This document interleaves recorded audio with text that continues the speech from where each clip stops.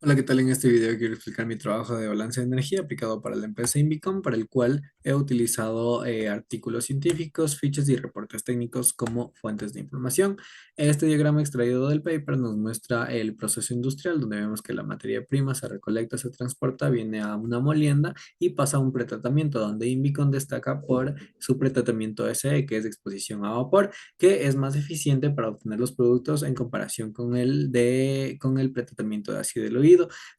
Pues ya teniendo el material pretratado del reactor enzimático, esto pasa a un reactor enzimático donde las enzimas convierten la celulosa y hemicelulosa en azúcares fermentables. Esta mezcla se envía a un separador que estaría en esta parte, que divide los sólidos líquidos en lignina del líquido azucarado. Eso es importante.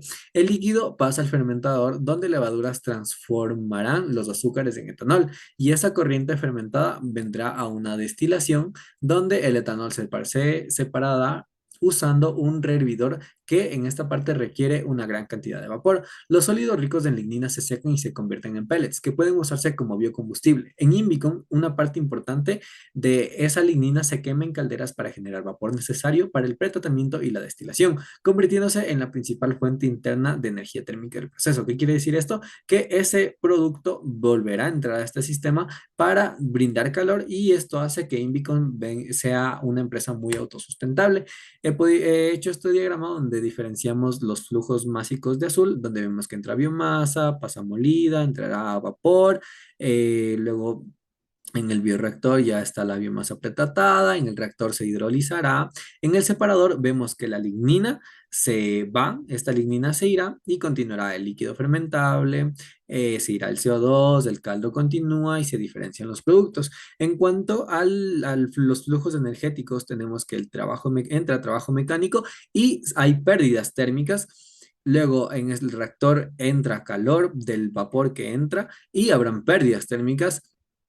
En este otro reactor entrará también calor para mantener una temperatura y habrán pérdidas térmicas. En el separador habrá trabajo mecánico donde habrán pérdidas térmicas, y en el fermentador no tenemos una fuente externa de calor, pero esto porque es una reacción exotérmica y por ende mejor debemos retirar calor para tener una refrigeración y mantener una temperatura. En el destilador igual dijimos que esta etapa necesita mucho vapor, entonces entrará vapor y también existirán pérdidas térmicas. Ahora con esto he hecho esta tabla de datos donde tenemos los flujos, valores, unidades y descripción, que en masa hay datos importantes, pero los tomaremos después. En los flujos de energía tenemos de color amarillo los trabajos, de rojo los calores, sin color las pérdidas que se han dado, y también esta refrigeración que se ha quitado calor.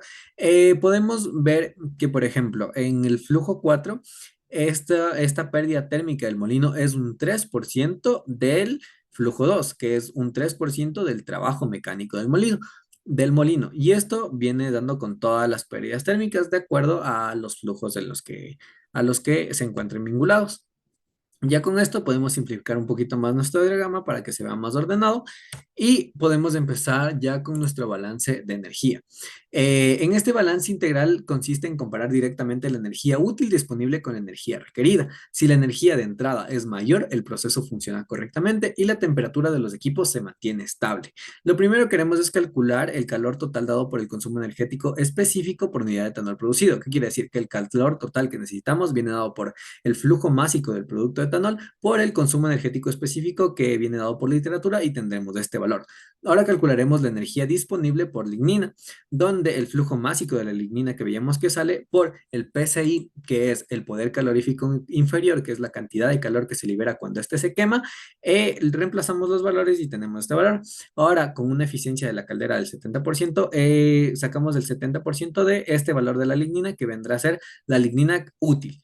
Entonces, con el trabajo lo podemos mediante conversión tener en calor, y tenemos que nuestra oferta viene siendo el calor de la lignina más el trabajo, dándonos este resultado de 20.000. Entonces, esa es nuestra oferta.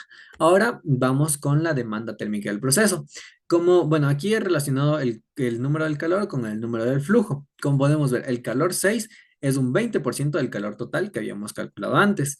El calor 9 es un 5% y el calor 19 es un 75%. Entonces, reemplazando estos valores y sacando los porcentajes, tenemos el calor demandado. Ahora, las pérdidas totales relacionadas con los flujos, como vimos en la tabla, podemos reemplazar eso con los números y tenemos nuestras pérdidas de calor total, teniendo así nuestra demanda. Entonces sacamos el valor de nuestra demanda y podemos ver el saldo que vendría siendo nuestra oferta menos nuestra demanda y vemos que tenemos un valor de 3.836. ¿Qué significa esto? Que el sistema tiene un excedente energético, es decir, entra más energía de la necesaria. Ahora vamos con el balance diferencial. En el pretratamiento del reactor SE. Esto se encuentra en un estado transitorio. Vemos en esta fórmula C, que sería la capacidad térmica del sistema, o sea, cuánta energía necesita el equipo para subir un grado centígrado. Esta diferencial, que es la tasa de cambio de temperatura, que es cuántos gramos sube o baja por hora, que esto vendría a ser igual a Q6 menos el calor perdido, que vendría esto siendo nuestro calor neto que nos queda después de que en esta etapa del proceso ya se hayan ocupado las demandas térmicas que necesitaba. Entonces, reemplazando, tenemos que, bueno, esto es el calor que nos quedó en esta parte. Entonces despejamos la tasa de cambio y vemos que es un valor de 143 grados, que viene siendo un valor alto y este es el valor que subiría por cada hora. Esto porque recibe muchísimo vapor y tiene una capacidad térmica baja. En el ejemplo no estamos utilizando un control de temperatura, sino un escenario donde la energía neta no se regula. Entonces, por esto este valor. Ahora, en la hidrólisis enzimática, en el otro reactor, igual tenemos lo mismo. C, la diferencial, y calculamos el calor neto, donde tenemos que el calor neto es igual al calor 9 menos el calor menos las pérdidas de calor, dándonos este valor. Entonces calculamos la tasa de cambio y tenemos una tasa de cambio de 2.1 grados por cada hora. ¿Qué significa esto? Que la subida es más lenta ya que la hidrólisis es una etapa suave que trabaja entre 45 y 50 grados centígrados. Y además tiene una gran cantidad de agua. En cuanto al destilador, en esta parte de aquí, igual, calculamos el calor neto y vemos que verá, tenemos el calor de vapor usado, que sería el calor 19 menos la pérdida de calor, tenemos este valor de aquí. Ahora, eh, para tener nuestra diferencial tenemos el calor que ha entrado, que es el 19, menos la salida, menos el vapor que usamos, que es de este valor anterior. Entonces, haciendo toda esta operación tenemos cero. Esto quiere decir que no, que el reboiler está en equilibrio y entra todo lo que ha entrado ha salido. Ahora vamos con nuestros casos. En el caso A, donde existe un enfriamiento inesperado, aquí aparece un nuevo flujo donde entra un pulso de aire frío a este reactor enzimático y pues veremos cómo afecta esto a nuestro balance. Se añade un flujo energético negativo, un pulso de aire frío. Esto reduce el calor dentro del reactor de hidrólisis y genera una velocidad de enfriamiento calculada de esta forma. Es prácticamente lo mismo que habíamos hecho en la etapa del reactor de hidrólisis, pero le añadimos este pulso que es de menos 2000. Entonces, calculando, tenemos nuestro nuevo calor neto, que de hecho nos hace falta calor, y podemos calcular nuestra tasa de cambio, donde vemos que la temperatura irá bajando 3.44 grados por cada hora. Ahora en el caso B vamos a suponer un bloqueo energético en el reboiler o destilador, lo cual va a afectar directamente al flujo 19 y a las salidas que están habiendo en este destilador. Ahora, ¿cómo se pasa esto? Se anula la salida de vapor del reboiler. Toda la energía entra, pero no puede salir, generando acumulación. Suponemos una falla donde el calor de vapor usado es igual a cero. Entonces, ahora tenemos que el nuevo calor neto vendrá siendo el calor 19, que es lo que está entrando, menos las pérdidas de calor, menos cero, ya que el calor usado en este caso vendrá a ser cero. Entonces tenemos este nuevo calor neto que es un valor muy alto que se está acumulando dentro de esta parte del sistema y podemos despejar la tasa de cambio teniendo un valor de 27.23 grados por hora, lo cual vendría a ser algo muy peligroso para un reboiler real.